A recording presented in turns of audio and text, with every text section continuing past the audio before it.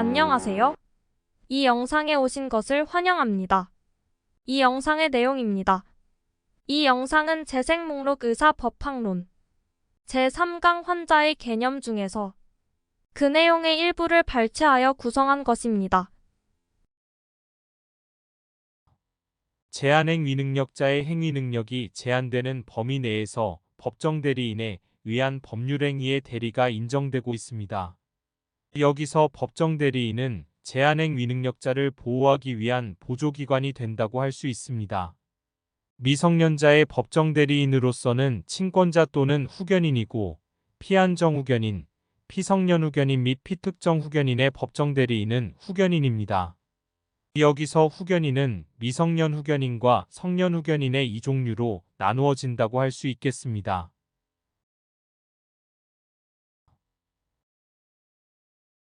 미성년자의 법률행위는 원칙적으로 법정 대리인의 동의를 요합니다.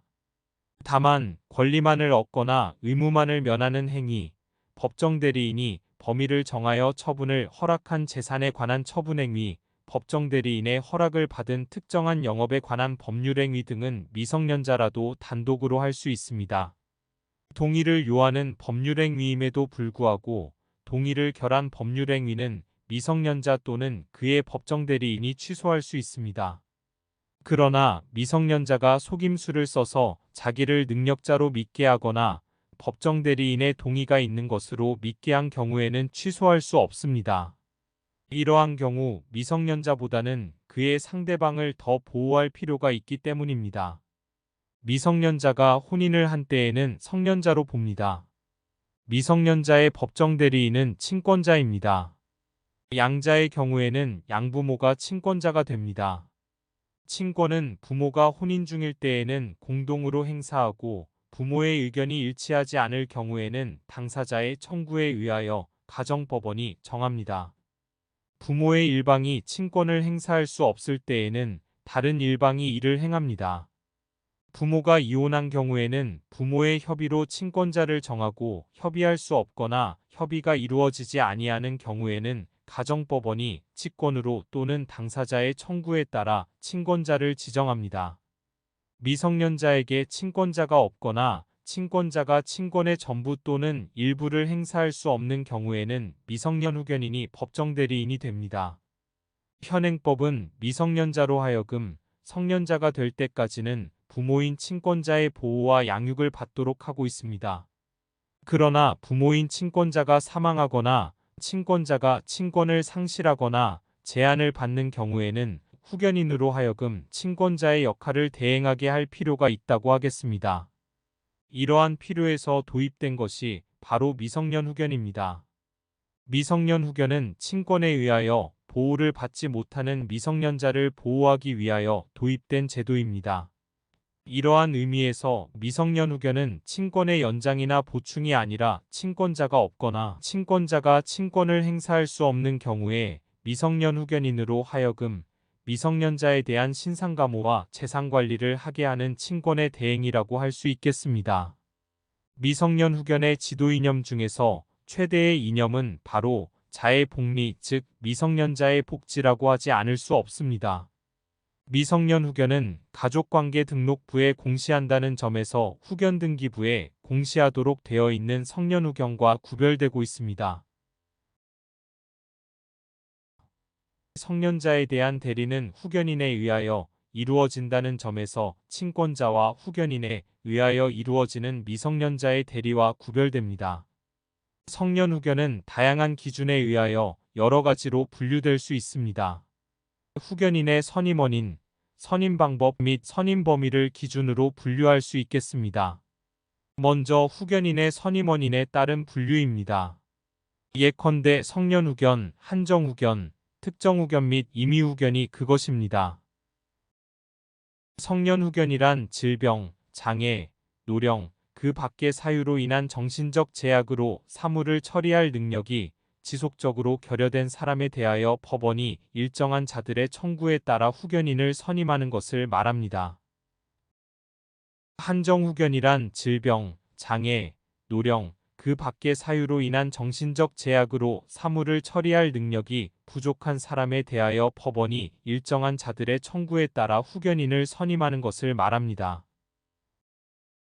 특정 후견이란 질병, 장애, 노령, 그 밖의 사유로 인한 정신적 제약으로 일시적 후원 또는 특정한 사무에 관한 후원이 필요한 사람에 대하여 법원이 일정한 자들의 청구에 따라 후견인을 선임하는 것을 말합니다.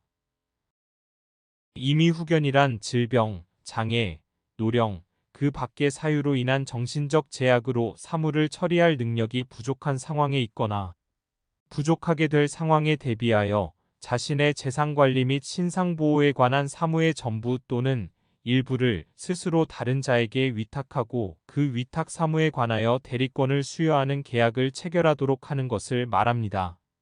다음으로 후견인의 선임 방법에 따른 분류입니다. 예컨대 법정후견과 임의후견이 그것입니다. 법정후견은 본인의 판단 능력이 충분하지 않은 경우 가정법원의 후견개시 심판에 의하여 후견인이 선임되는 경우를 말합니다. 법정후견은 본인의 판단 능력의 정도에 따라 성년후견, 한정후견 및 특정후견의 세 가지 유형으로 나누어집니다. 따라서 임의후견은 법정대리에서 제외됩니다.